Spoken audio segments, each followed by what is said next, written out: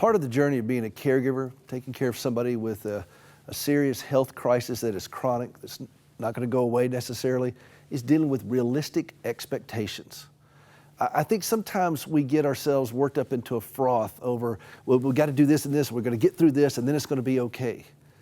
Sometimes it's not going to be okay. Some things are just not going to be fixed this side of heaven, and we're never promised that they will be.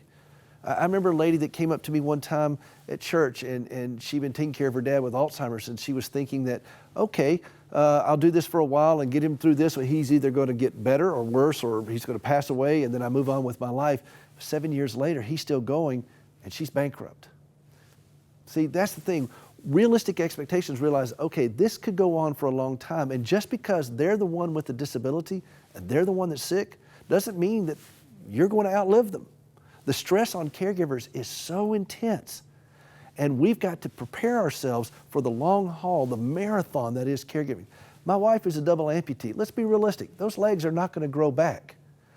I'm not opposed to God doing some kind of miracle, but after decades of this, I'm accepting the fact that this is where it is, and I don't have to understand it. You know what? If I understand it, things are the way they are. If I don't understand it, things are still the way they are. It's not required for me to wrap my mind around it.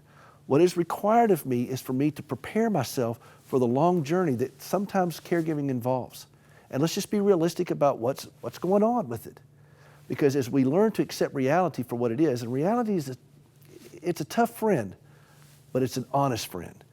And let's deal with what is, not what we wish it would be, what we hope it would be, but what is.